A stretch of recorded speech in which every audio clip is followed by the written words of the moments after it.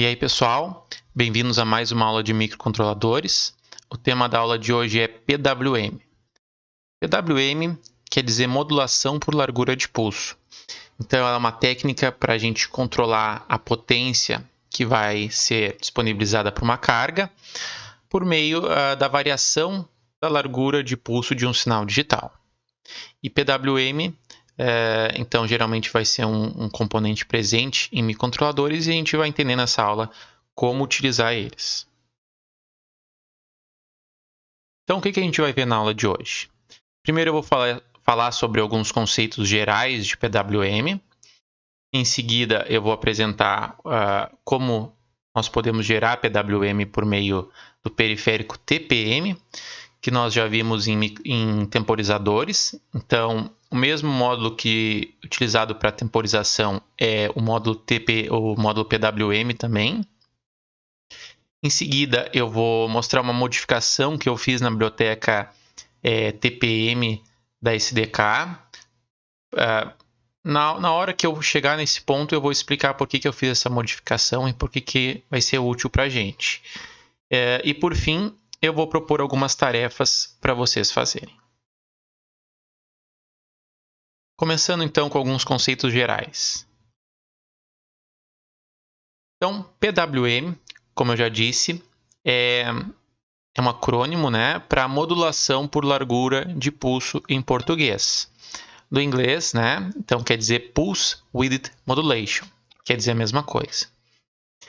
Então, é uma técnica utilizada para controlar a potência fornecida a uma carga através de um sinal digital.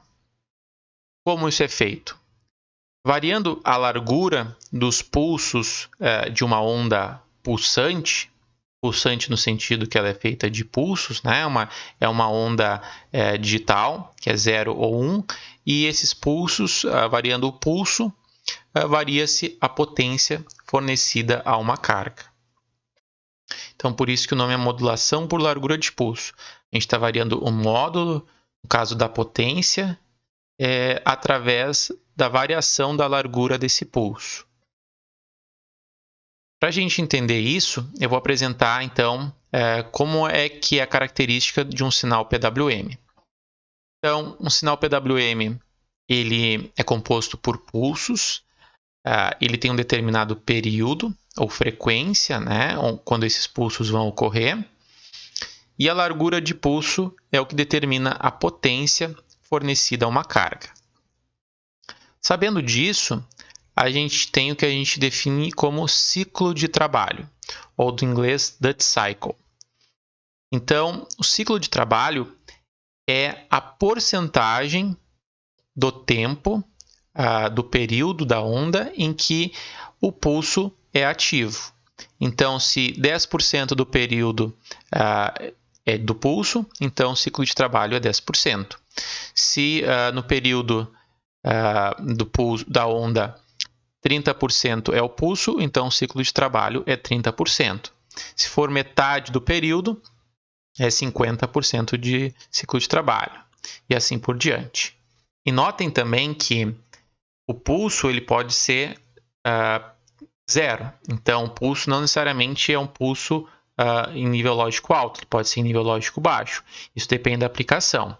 Então, nesse caso, o ciclo de trabalho aqui, o primeiro seria de 90% se a gente definisse que o pulso for nível lógico baixo. Então, se eu fornecer para uma carga o nível lógico baixo, é que eu estou fornecendo potência. Por exemplo, se eu estou usando alimentando um LED, que ele está ligado em anodo comum, então o anodo lá está com a tensão positiva, e se eu fornecer uma carga, fornecer no outro lado o nível lógico zero, ele vai acender essa luz, né, com mais ou menos potência. Como que nós utilizamos PWM ou aplicamos o PWM em um circuito, né, em uma carga? Então, supondo aqui nessa figura que a carga é essa configuração aqui, um circuito RL, né, um resistor, e ele tem uma propriedade indutiva. Por que eu botei isso aqui, né? Por que tem isso nessa figura? Porque geralmente essas cargas elas vão ser cargas que têm uma certa indutância. Elas são motores, por exemplo, que têm uma indutância aí, latente. Então, supondo que essa daqui é a minha carga, e então eu controlo o sinal dessa carga através desse chaveamento que a gente chama de PWM, né? Esse sinal PWM está sendo gerado aqui. Então, uma hora vai estar em nível lógico baixo e a hora vai estar em nível lógico alto, né? Então, a hora eu estou fechando ou abrindo essa chave e o pulso ele é gerado através de uma alimentação, uma tensão de alimentação sendo fornecida a esse sinal aqui. Bom, o que controla quando abre e fecha essa chave? Um controle do PWM. Então, o controle do PWM é um circuito eletrônico que recebe um comando de entrada e, através deste comando de entrada, é definido o ciclo de trabalho que vai chavear o sinal, né, o circuito aqui do PWM. Bom, a geração de PWM ela pode ser feita tanto utilizando eletrônica analógica como utilizando eletrônica digital. Quando a gente fala utilizando eletrônica analógica, é porque nós estamos projetando o circuito do zero. Então, a gente vai utilizar tanto componentes analógicos como alguma coisa digital no meio. Então, utilizando eletrônica analógica, nós vamos utilizar amplificadores operacionais, comparadores e geradores de onda dente de serra. Como exemplo, aqui na figura abaixo, é um circuito muito simplificado de um gerador de PWM. Então, ele tem aqui um amplificador operacional, né, com a função de comparador. Ele tem um gerador de onda dente serra, que pode ter sido feito utilizando capacitores e o CI555, para quem já estudou esse CI. Então, é um outro circuito eletrônico, né, ou uma parte desse circuito eletrônico que gera essa onda dente de serra. Então, essa onda dente de serra ela vai de um valor mínimo, chega no máximo, ou ela pode voltar a diminuir de forma triangular, ou pode, quando se torna uma onda triangular, né, nesse caso, uma onda dente de serra que é de fato subir e zerar, né? Como isso é gerado depende da aplicação, né? Se é uma onda triangular ou uma onda dente de serra. E o outro lado aqui desse comparador, então, vai ser um controle feito por resistor, né, por resistência. Então, variando essa resistência aqui, eu vario essa tensão de comparação. Então, esse sinal aqui é fixo e eu vario o sinal de comparação. Então, o sinal de comparação nesse circuito aqui de exemplo é o meu comando de entrada visto nessa figura aqui, né? Então, esse command input seria aqui variar essa resistência, né? Seja por um borne ou seja por algum outro tipo de sinal que controle essa resistência. Então, variando essa resistência aqui, eu vario a tensão de comparação. Então, quando o sinal da onda aqui triangular for menor do que sinal de comparação, a saída vai ser 0. Quando for maior, a saída vai ser 1. Então, eu controlo a largura do pulso controlando esse sinal de comparação, né? Quanto menor esse valor, essa tensão aqui de comparação, maior vai ser a largura de pulso, né? Porque eu vou abranger o maior espaço da onda triangular. Quanto maior for esse sinal de comparação, mais fino vai ser a comparação aqui e vai gerar um pulso menor. Outro jeito de utilizar PWM é por meio de eletrônica digital pura, utilizando microcontroladores. Então, o microcontrolador ele vai ter um sinal de PWM, vai ter um periférico de PWM lá, que a gente controla por meio de registradores de periféricos. Algumas aplicações do PWM. Primeiro, controle de potência, né? Então, no final das contas, é tudo uma questão de controle de potência. Então, controlar quanto de energia eu estou fornecendo para a carga. Então, aqui é um exemplo de fornecendo potência para um LED simples. Então, variando o ciclo de trabalho, o duty cycle, eu vario a luminosidade do LED. Supondo que esse é um LED em catodo comum, então, deixando o pulso em nível alto por mais tempo, eu deixo a luminosidade mais forte. Outra aplicação é no controle de servomotores, principalmente nesses servos que a gente utiliza para aplicações embarcadas, esses servos RC, como geralmente chamado. Então, a gente controla a posição da pá do servo, né, ou do eixo do motor do servo, por meio de PWM. Então, ele tem um controlezinho interno aqui, nesse servo, que quando recebe um sinal PWM numa frequência específica, por exemplo, 50 Hz, ele, a partir da largura de pulso que eu estou enviando para ele, ele define a posição da pá do servo.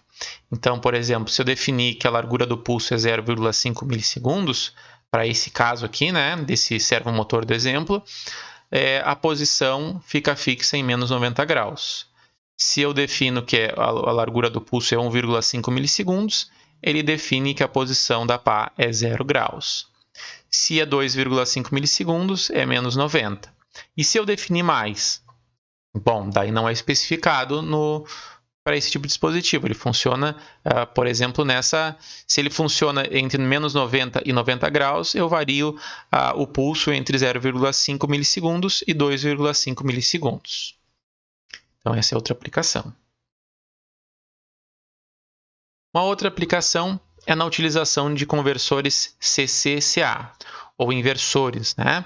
Então, é aquele tipo de dispositivo que ele tem uma fonte de corrente contínua e eu quero gerar uma potência, um sinal de corrente alternada para uma carga, né, para o motor, ou uma carga que deva receber tensão alternada. Então, aqui a tensão de entrada, no caso, o sinal de comparação pode ser um sinal pequeno, ele é utilizado para comparação, e essa tensão de saída que vai para a carga, que é a saída grande mesmo, né? A tensão que vai alimentar a carga com uma potência significativa é a verdezinha.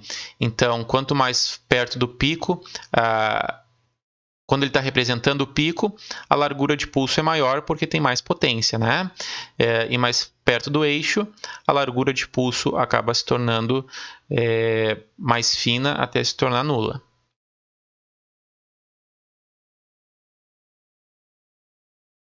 Agora eu vou citar algumas razões para se utilizar PWM ao invés de se utilizar um amplificador linear. O que é um amplificador linear? É aquele amplificador que varia a tensão na saída dele de forma linear. Então, um circuito linear mais básico seria um transistor com um resistor de coletor, por exemplo, né? Um amplificador bem simples. Ou pode ser também um amplificador que possui amplificador operacional com transistores, mas é aquele amplificador que varia a tensão de saída de forma linear, e para isso existe uma resistência interna nesse amplificador, representada aqui na figura esquerda como pass element, e a variação dessa resistência é que faz com que o sinal fornecido para a carga varie também. Então, ele também tem uma tensão de alimentação, né, aqui, que é fornecida como a tensão de alimentação do sinal que o amplificador vai controlar, que vai para a carga. Bom, nesse tipo de amplificador, a eficiência é boa nos extremos. Então, as perdas elas são mínimas quando o R igual a zero ou o R é infinito, né? Então, quando essa resistência aqui é zero ou infinita, é que a eficiência é que tem perdas mínimas de potência elétrica, ou seja, a potência vai toda para a carga. Entretanto, as perdas elas ocorrem, ou seja, a resistência do próprio amplificador ela dissipa a potência nesse meio termo, né? Então, quando R não é zero ou R não é infinito, ou seja, ela não é basicamente uma chave aberta, se ocorre perda da potência desse sinal, atingindo o pico na faixa intermediária, ou seja, quando a resistência do amplificador é igual à resistência da carga. Por outro lado, quando nós utilizamos a PWM, a saída do PWM ou é zero ou é igual à tensão de alimentação, que é a tensão máxima. Isso faz com que ele tenha perdas mínimas. Então, como o ciclo de trabalho muda para que seja entregue mais ou menos potência, a eficiência acaba por permanecer essencialmente constante. Outra questão é no controle de motores. Para a gente entender isso daí, vale a gente ter uma noçãozinha de comportamento da velocidade de motores CC. Então, o torque de motores CC ele varia linearmente de acordo com a tensão de alimentação. Então, dá uma olhada nessa animação aqui. Então, a alimentação está sendo variada nesse motor. Então, eu estou começando com uma alimentação pequena e aumentando, né?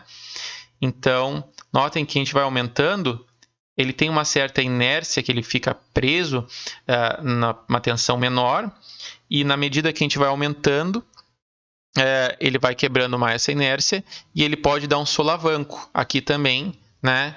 E comprometer a velocidade e tempo de vida dele. Então, a gente acaba que, às vezes, aplicando uma tensão pequena, né, linear, o motor não ande, né, não tenha torque suficiente para tirar ele da inércia, e quando tem, dá solavancos nele que pode comprometer tanto a velocidade, né, ele não está andando, depois anda rápido de repente, e comprometer o tempo de vida do motor, né, esses solavancos acaba tendo perdas mecânicas aí. Então, no PWM, o torque permanece constante se a gente define um ciclo de trabalho corretamente. Então, se a gente escolhe direito aqui, a gente não tem esses problemas de solavancos e de problemas de velocidade que ocorrem com sinais lineares. Outra razão para se utilizar PWM é complexidade e custo de circuito. Então, torna-se mais simples utilizar controle eletrônico através de chaveamento de transistores, né? Então, simplesmente controlar quando o transistor abre e fecha é muito menos complexo e custoso em termos de potência, em termos de custo, do que gerar um sinal, um circuito controlado por resistores em série que são mais caros e que têm outros tipos de amplificadores no meio que dissipam também potências maiores. Bom, mas nem tudo no mundo do PWM é só rosas, né? Então, aqui eu botei uma frasezinha, né? Não sei se foi a melhor frase, mas só para a gente entender bem o conceito aqui. A natureza não gosta de mudanças abruptas. E a ideia do PWM é que ele muda de forma abrupta o sinal, né? Ou é baixo ou é alto de repente.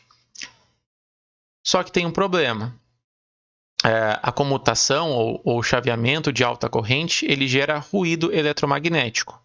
Então, nessa figura, é só para a gente entender esse comportamento, supondo que essa linha aqui seja o meu sinal aqui de PWM. Tá? E esse DI e DT representa a variação da corrente, é a notação de derivada, né? Então, a variação de corrente com o tempo. Então, a corrente está variando com o tempo. E quando a gente está fornecendo sinal PWM, ou a gente está fornecendo corrente nenhuma, ou uma corrente máxima. Isso numa determinada frequência. Isso faz com que ruídos eletromagnéticos surjam, né? Escapem, né? Os elétrons escapem dessa trilha aqui, por exemplo, supondo que isso aqui é uma placa de circuito impresso, isso aqui é uma trilha, isso aqui é outra trilha. esse ruído eletromagnético ele pode interferir em outras trilhas do teu circuito e interferir com uma tensão de ruído, uma tensão de noise, que pode ou comprometer a qualidade da tua aplicação ou mesmo atrapalhar, né, a tua aplicação ficar inutilizada. Outra questão que pode ocorrer também, ruim em PWM, é picos de tensão. Então, essa daqui é uma fórmula, forma conhecida que relaciona a tensão no indutor com a sua indutância, né? Então, essa fórmula eu estou botando aqui porque a carga, provavelmente ela vai ser uma carga que ela tem uma propriedade indutiva, como motor, e a tensão nessa carga indutiva, ela é proporcional à indutância que ele tem e à variação de corrente. Então, quanto maior a variação de corrente, maior vai ser a tensão nessa carga. Então, se eu não estou fornecendo corrente nenhuma e depois coloco uma tensão em nível alto para fornecer uma corrente alta, né, uma corrente que não tinha, e eu torno essa variação muito rápida, eu faço com que a tensão na carga seja muito grande, né? Então a variação é grande, a tensão vai ser grande. Isso vai fazer com que surjam picos de tensão, né? Na transição aqui. Então, tanto de nível baixo para alto, quanto de nível alto para baixo. E isso pode gerar tensões que podem comprometer a vida útil da tua carga ou mesmo estragar a tua carga. Então, em muitos casos, a gente tem que utilizar métodos como filtragem, blindagem e uso de componentes eletrônicos mais rígidos. Nem sempre é preciso, mas é um cuidado que tem que ter em alguns tipos de aplicação.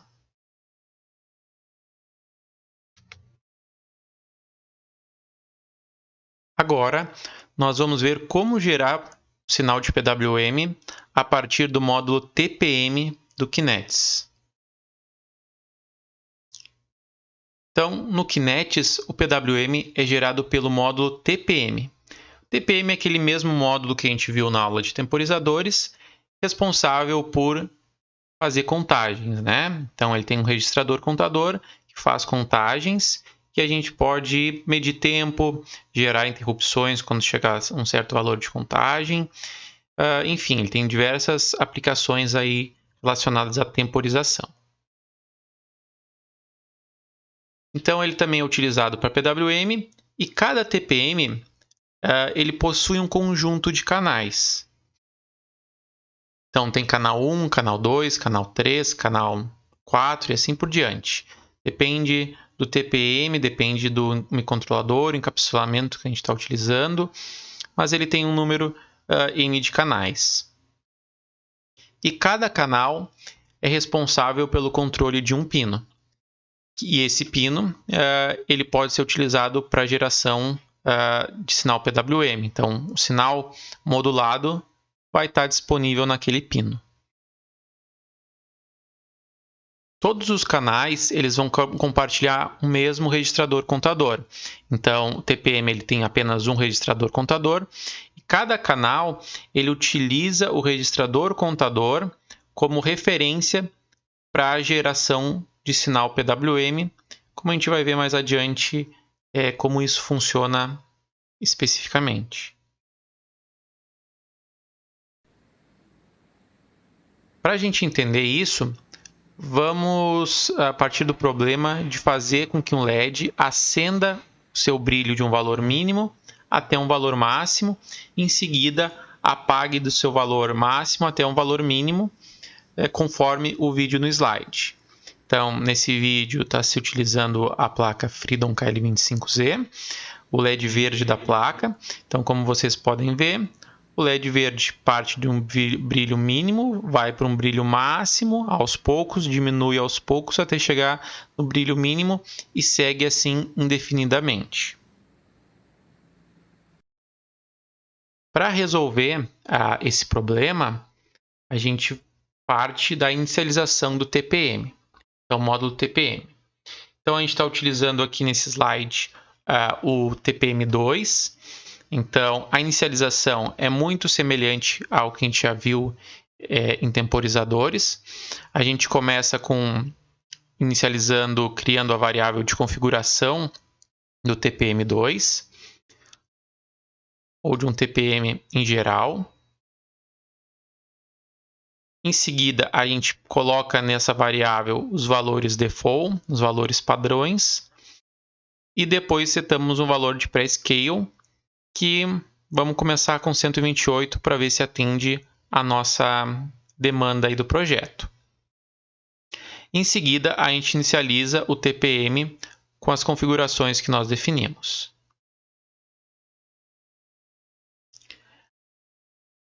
O próximo passo depois da chamada função de inicialização, então é semelhante ao que a gente já viu, a gente define a fonte do clock do TPM, né? Então, aqui a gente está definindo com o valor 1, que é definir o PLL ou FLL como a fonte de clock, que é o nosso clock que é o multiplicador de clock que a gente define na nossa IDE. Em seguida, a gente configura o pino, né? A gente faz isso automaticamente sempre no OpenPins, mas só para reforçar, para a gente entender sempre como a multiplexação é definida a nível de registradores. Então, a gente tem que configurar o registrador PCR19 do porte B, porque a gente vai estar utilizando o pino PTB19, que é o LED verde, porque a gente vai estar, para controlar esse LED verde, a gente vai usar o canal 1 do TPM2. Então, a gente vai colocar um sinal de PWM nesse pino para poder controlar a luminosidade do LED verde. E para isso a gente multiplexa esse pino com o TPM2 canal 1. Tá? Então, a gente multiplexa por meio dos bits de multiplexação. Só entendendo como a gente definiria isso por meio de programação. Então, se a gente não estivesse usando o OpenPins, a gente deveria setar esse registrador com a alternativa 3, já que o pino PTB19 tem como alternativa 3 multiplexar TPM2 canal 1.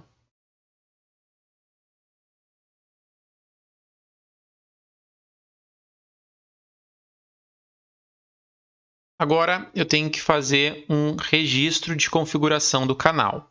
A gente configurou o periférico, agora a gente tem que configurar o canal específico do periférico que a gente está utilizando. Então a gente inicializou o TPM2. Agora a gente configura o canal 1, as propriedades do canal 1. Como eu já disse, o TPM ele vai possuir diversos canais. A gente tem que definir qual canal que a gente está utilizando e quais as propriedades de PWM a gente vai estar definindo naquele canal. Então a gente vai utilizar essa variável com esse nome grande aqui, mas é uma variável para a configuração do canal. Então eu estou colocando o nome Channel 1, porque o nome sugestivo, né? Porque a gente está utilizando o canal 1, e a gente passa alguns parâmetros relacionados à configuração do canal. Então, esse é a variável em si. O primeiro campo aqui que a gente está preenchendo é o número do canal. Então, é uma constante, KTPM Channel 1, então é o canal 1. Aqui a gente está definindo qual vai ser o nível lógico dos pulsos. Então, a gente está definindo aqui como low true. Isso quer dizer que os pulsos vão ser nível baixo e não nível alto. Então, só para a gente entender esse conceito novamente, o ciclo de trabalho, então, se a gente definisse aqui como high true ou low true, e a metade do sinal fosse alto e metade baixo, o duty cycle, o ciclo de trabalho, seria 50%, independente de qual que a gente estivesse utilizando.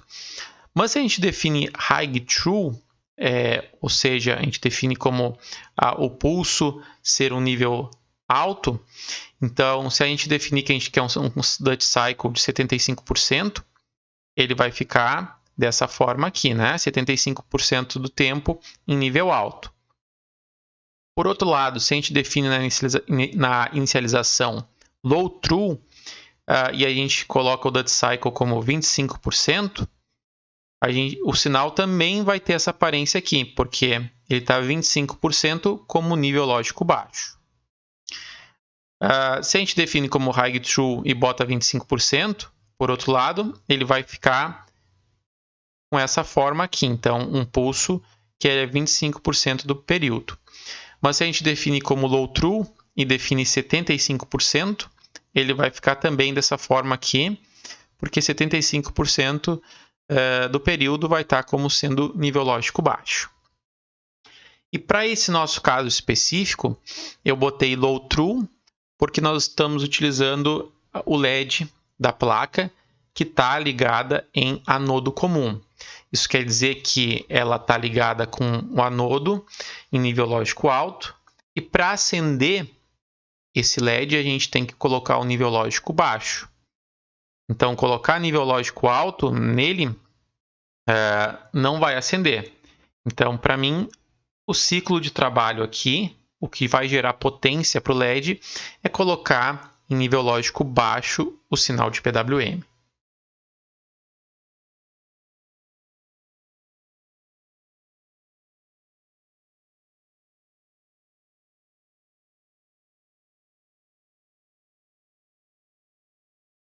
Por fim, se define a porcentagem inicial do ciclo de trabalho.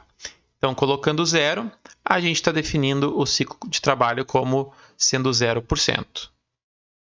Ou seja, no nosso caso aqui, no pino vai estar um nível lógico alto e estável.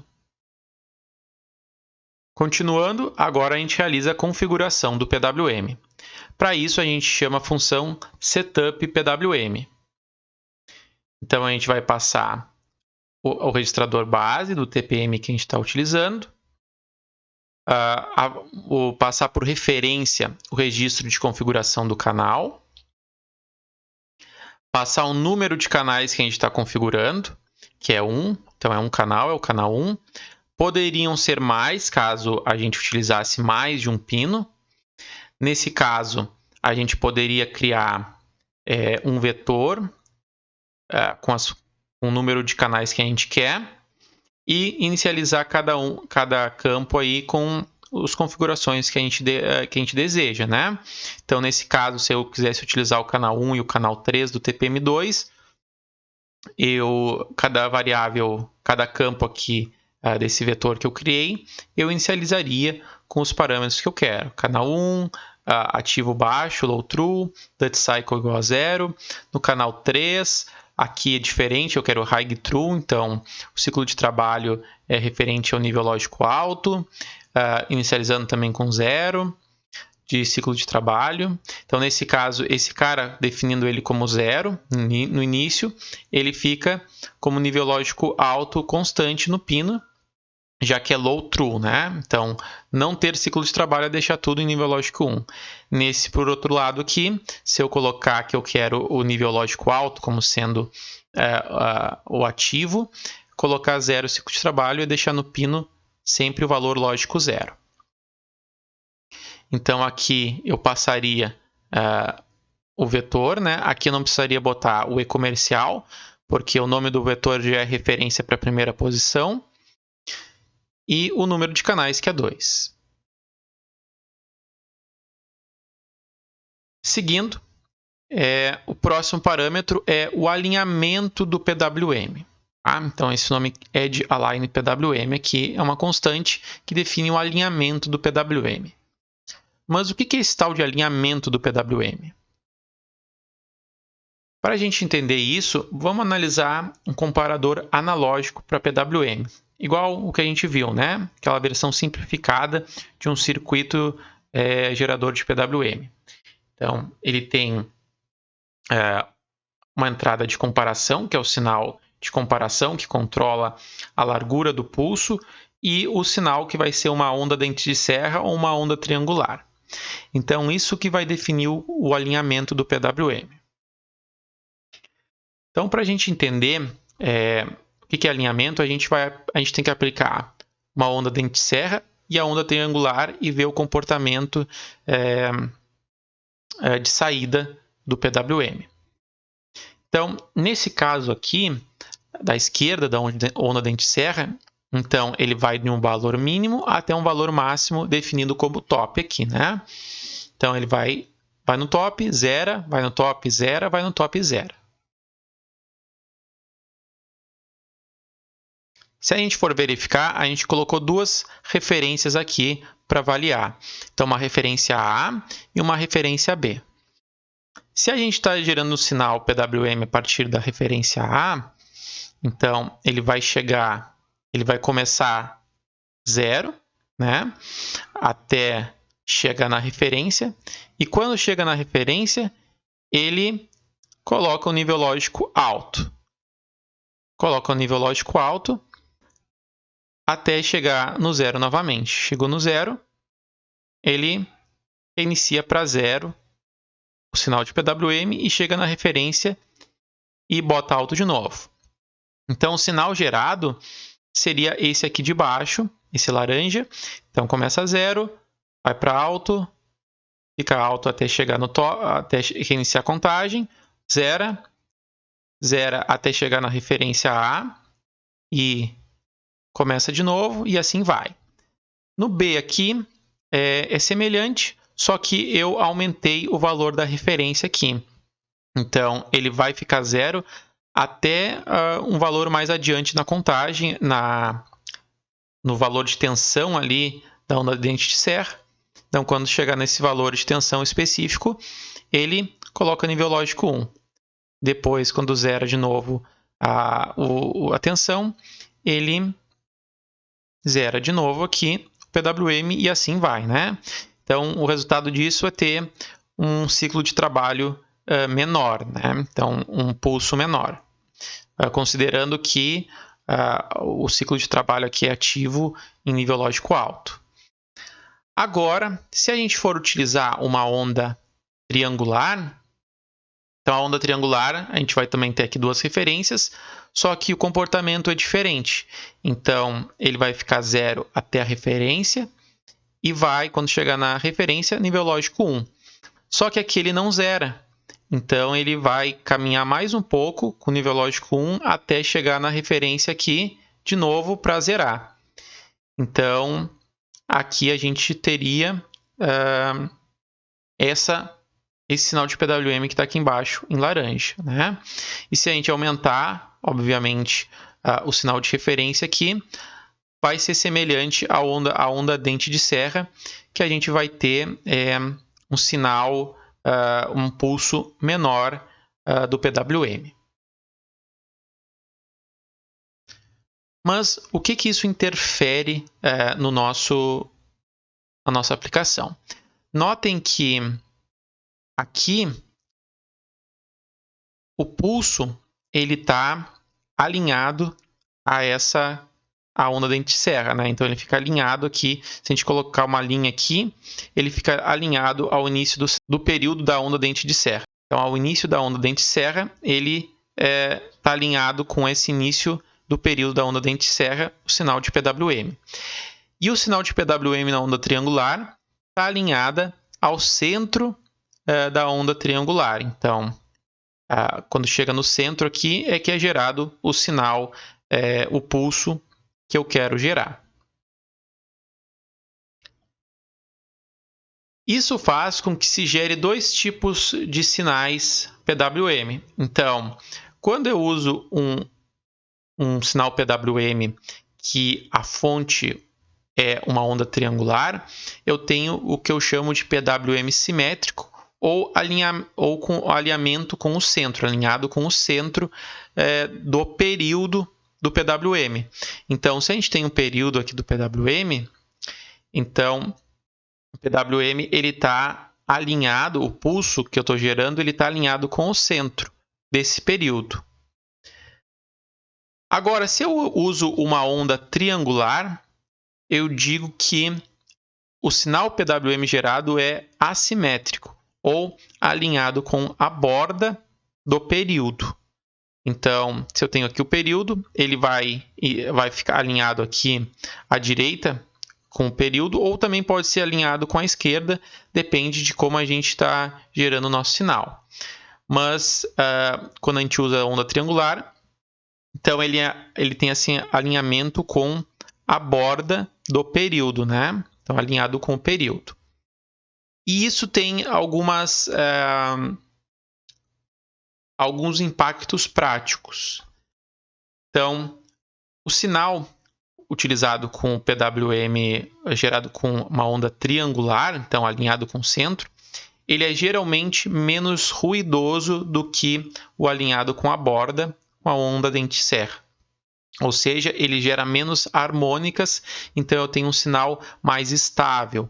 Então aqui a gente pode ver que pulso nem sempre é perfeitinho, né? Então, o pulso do PWM. Então, ele tem menos. Os pulsos são mais parecidos utilizando a onda triangular.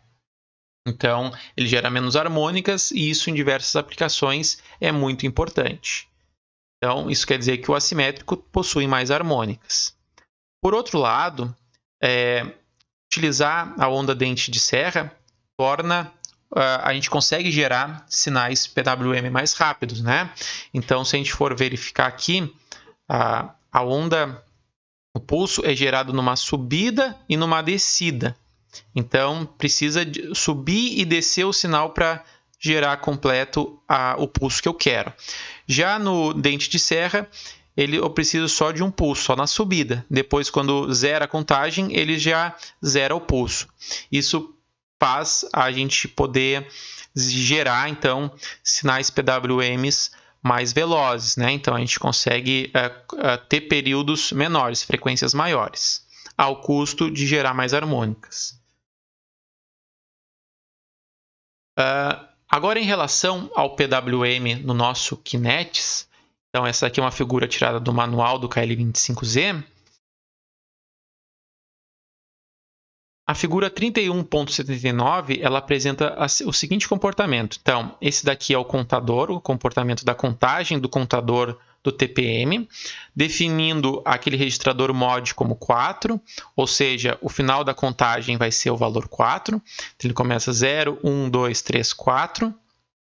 E quando chega a 4, ele reinicia, recicla a contagem. Notem que o comportamento da contagem virtualmente é semelhante a uma onda dente de serra, né? Então, não está sendo gerado um sinal dente de serra, mas a gente pode enxergar esse comportamento lógico como uma onda dente de serra. Certo? Então, quando o contador reinicia do zero a cada overflow de contagem, seu comportamento é semelhante a um sinal dente de serra. Então, é isso que vai acontecer. É assim que o TPM gera o sinal PWM. Ele vai, quando chegar a um valor específico de contagem, ele vai ser a referência dele para ou deixar o nível lógico alto ou deixar o nível lógico baixo, conforme o que eu defini. Mas eu posso também fazer a contagem ser de cima para baixo. Então, ele fazer uma contagem crescente e decrescente. Então, ele não reiniciar do zero. Ele começar do zero até o máximo e do máximo até o zero. Então, quando o contador realiza uma contagem na ordem inversa a cada overflow de contagem, seu comportamento é semelhante a um sinal triangular. Então, ele pode gerar um sinal alinhado no centro, quando ele faz esse tipo de contagem, e um sinal alinhado com a borda, quando ele faz esse tipo de contagem. E isso vai gerar, né, sinais que são alinhados de forma diferente. Então, essa primeira, a figura de cima, é quando eu estou usando alinhado à esquerda, alinhado à borda, né? Então, quando a contagem é uma onda triangular, então ele zera a cada overflow de contagem, ele está gerando um sinal PWM alinhado com a borda. Quando eu faço ele realizando uma contagem crescente e decrescente, eu faço o sinal PWM alinhado com o centro. E dessa forma, aqui embaixo eu estou gerando um sinal que ele tem menos harmônicas, mas um sinal que eu tenho menos alcance de frequência. Enquanto esse eu tenho uma frequência, posso gerar frequências maiores do que com esse de baixo. Então tudo é um compromisso de projeto. O que tu quer no teu projeto específico. Então, aqui a gente está definindo um alinhamento com a borda, tá? PWM alinhado à borda, Edge Align PWM. Então, a gente passa essa constante aqui. Então, nosso projeto não precisa de, a princípio, ser tão crítico a ruídos, então tá bom assim. Em seguida, eu defino a frequência do PWM em Hz. Então, passando a frequência que a gente quer, ele vai tentar achar um valor de contagem ali que seja o mais adequado para essa frequência que a gente quer, né? Como a gente já definiu a fonte do clock, o pre-scaler, passando esse valor, a única coisa que ele vai poder modificar é o valor de comparação da contagem para alcançar esse valor com o menor erro possível. E eu tenho que passar a frequência da fonte de clock que eu estou utilizando. Então, como eu defini lá o clock, a fonte do clock como sendo o PLL ou FLL, eu tenho que passar para essa função qual é essa frequência. Então, ele não é muito inteligente a ponto de determinar dentro da SDK isso daí. Então, a gente tem que passar aqui no setup do PWM qual é a frequência da fonte do clock.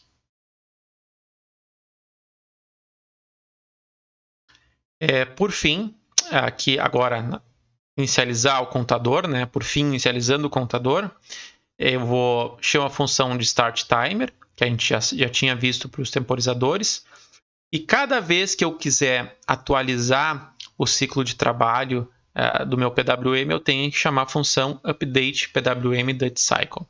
Então ele coloca um novo valor de ciclo de trabalho que eu posso atualizar ao longo da execução do meu programa. Então eu passo aqui o registrador base, o canal que eu estou atualizando, posso atualizar de novo o alinhamento que eu quero do PWM e atualizo o Duty Cycle com o valor que eu quero. Esse valor é um valor de 0 a 100, tá? Então, é 0 e é inteiro também. Então, é 0, 1, 2, 3, até 100. Então, é esse valor que vai ser recebido aí.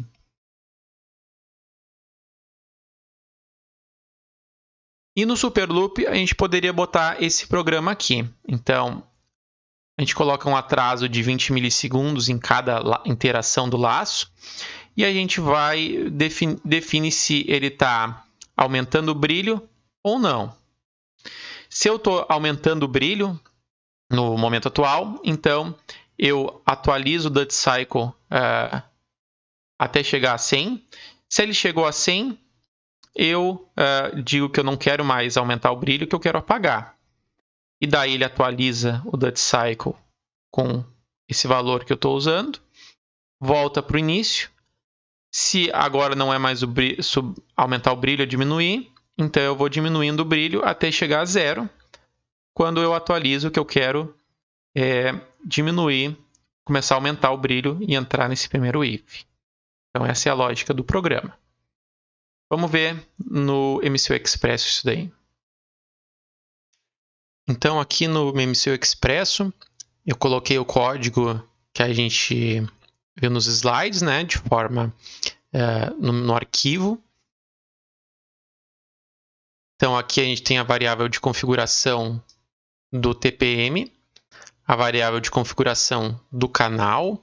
Então aqui eu deixei mais na sintaxe C99, que é mais organizadinho, né?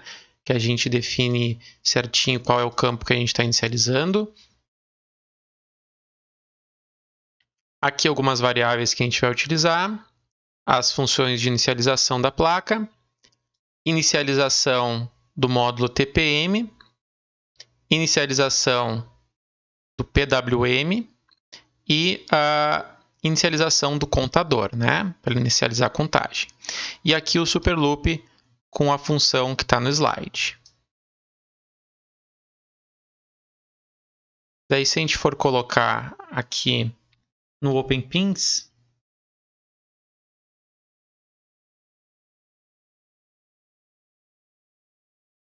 nós vamos verificar aqui que foi inicializado o módulo TPM2, canal 1, tá? E o label aqui que vai estar para ele vai ser automaticamente o LED RGB Green, ou seja, o LED verde. Então, ele já sabe automaticamente que esse pino está conectado com o LED verde. Então, é bem simples, né? Não podemos esquecer de incluir a biblioteca TPM, FSL TPM, porque é a biblioteca relacionada ao PWM, ao temporizador.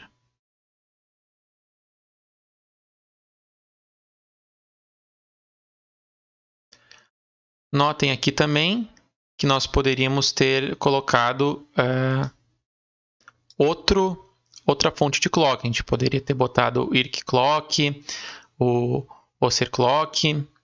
Então, a gente podia ter definido cada um desses aqui. Nesse caso, a gente deveria colocar também aqui a frequência do clock que a gente quer, né? Então, aqui a gente colocou o PLL, FLL, porque foi a fonte que nós definimos. Mas se eu chegar aqui e botar get, a partir do get, botar um Ctrl espaço, eu posso definir as outras frequências dos outros clocks, né? Se eu estou utilizando a frequência do oscilador, eu coloco aqui, né? Então, seria essa daqui. Daí eu apago aqui o resto e defino essa daqui, certo? Então, aqui a gente pode escolher saber a frequência a partir da função clock get. Daí a gente define corretamente a frequência que a gente quer. Agora eu vou mostrar uma modificação que eu fiz na biblioteca FSL TPM, que é a biblioteca do TPM no SDK. Eu fiz essa modificação na biblioteca porque eu considero que a precisão que é fornecida na biblioteca para a gente atualizar o Duty Cycle é muito pouca. Então é um número inteiro de 8 bits e a gente vai utilizar só o valor de 0 a 100. Então a gente está subutilizando o nosso módulo, né? O nosso módulo ele pode muito mais que isso. Na verdade, o nosso módulo pode contar até 65.535, né? Então a gente pode utilizar isso da contagem. É claro que se quem define qual é o máximo valor da contagem vai ser a configuração do SDK quando a gente definir a frequência que a gente quer e com a configuração que a gente quer, né? Mas ao atualizar a precisão do Duty Cycle para 16 bits, a gente pode conseguir um valor máximo de até 65.535. Então eu fiz uma modificação dentro desse código do update Duty Cycle e também algumas configurações ali do SDK, de forma que agora não vai ser Duty Cycle %, não vai ser em porcentagem, mas eu simplesmente mudei o nome para Duty Cycle para indicar que agora é um valor. Então vai ser um valor de 16 bits de 0 a 65.535. Isso melhora muito nas nossas aplicações a precisão. Vou mostrar no código como é que foi feito. A diferença no código anterior começa aqui pelo main, tá? Então no main eu já modifiquei o nome do campo Duty Cycle % para Duty Cycle para já não induzir ao erro do programador pensar que é um valor percentual. Agora esse valor vai poder ser de 0 a 65.535. Aqui, a primeira função... Então, se a gente for voltar aqui ver essa variável, eu modifiquei aqui, no arquivo fsltpm.h. Então, agora não é mais Duty Cycle %, é Duty Cycle. E aqui estava documentado que era o valor de 0 a 100, agora vai ser de 0 a 65.535, sendo 0 é 0% de Duty Cycle, completamente nativo, e 65.535 totalmente ativo, 100% do Duty Cycle. Aqui, na função de inicialização, ele também vai receber qual é a porcentagem do Duty Cycle através, na verdade não é na inicialização, aqui no set setup PWM. Ele vai receber esse como parâmetro a variável de configuração do canal, né? Então, se a gente for entrar aqui, fiz algumas modificações em relação ao Duty Cycle. Então, agora aqui dentro eu modifiquei coisas relacionadas à porcentagem. Então, botei 65.535, onde era 100, e fiz algumas modificações no código, que não vale a pena comentar aqui.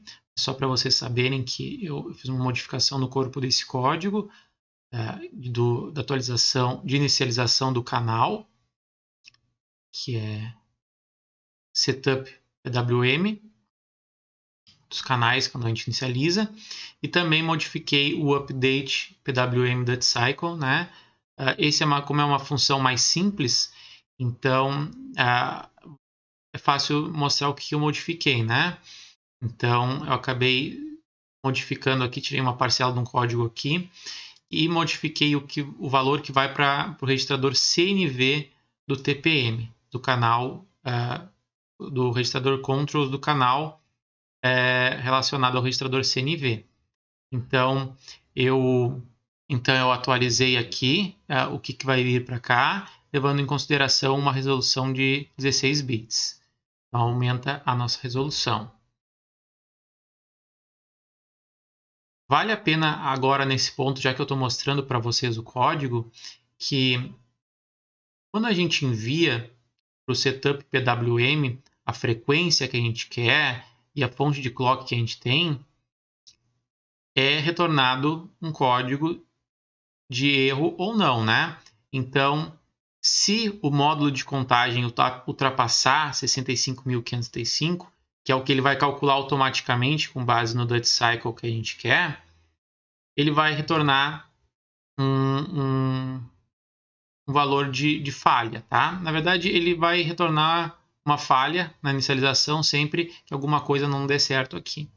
Então, é legal a gente também copiar esse erro aqui e colocar e verificar aqui na nossa inicialização. Então, a gente pode verificar se deu um erro no setup do PWM, ou seja, isso daqui foi igual a status fail. Então, eu posso, por exemplo, ficar preso aqui, de forma a gente verificar por meio de depuração, tá? Então, é o jeito de a gente depurar. Claro, se a gente quiser que o código, a gente já verificou que o código dá certo, na aplicação final a gente pode tirar esse código para não ocupar espaço. O resto aqui, Start Timer, é semelhante. Aqui o valor, esse valor Update Duty Cycle, agora não vai ser mais o valor de 8 bits, é um valor de 16, que vai de 0 a 65.535.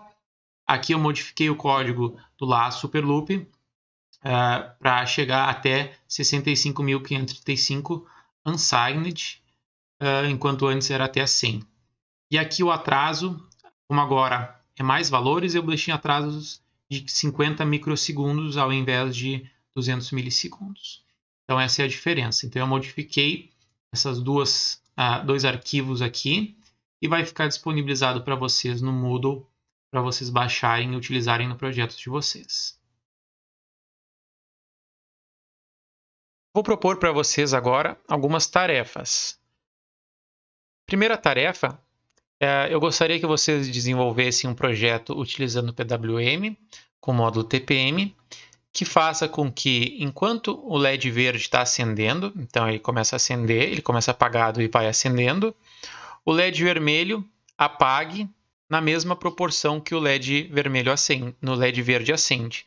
Então o LED verde vai acendendo e o LED vermelho está no máximo quando o LED verde está aceso e ele vai apagando à medida que o LED verde vai acendendo. E e quando chegar nesse ponto, ele recomeça, né? Então o LED verde está aceso no máximo e o vermelho está apagado, e o LED verde vai se apagando e o vermelho vai se acendendo na mesma proporção. Então, essa seria a primeira tarefa. A segunda tarefa, eu gostaria que vocês desenvolvessem 5 projetos utilizando o PWM, com ciclo de trabalho de 50%, sendo a frequência de sinal de cada projeto igual aos valores que estão apresentados aí, e utilizar o menor valor de pré-escala possível para cada sinal. E eu gostaria que vocês visualizassem isso através do analisador lógico disponibilizado para vocês. Tarefa 3.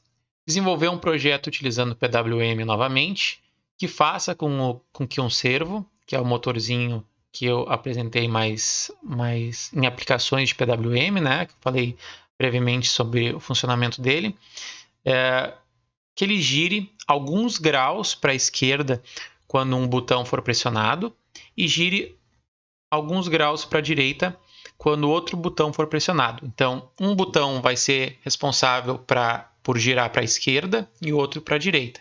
Então, sempre quando tu apertar um botão, o botão da esquerda, ele gira alguns graus para a esquerda. Quantos graus? Vocês definem isso. Quero alguma resolução pequena aí. Tem prioridade entre os botões? Não, vocês definem isso. A única coisa que eu quero é que apertou o botão da esquerda, vá para a esquerda, apertou o botão da direita, vá para a direita. E claro, quando chegar no máximo valor, que é 90 graus, seja para a direita ou para a esquerda, ele não ultrapasse isso.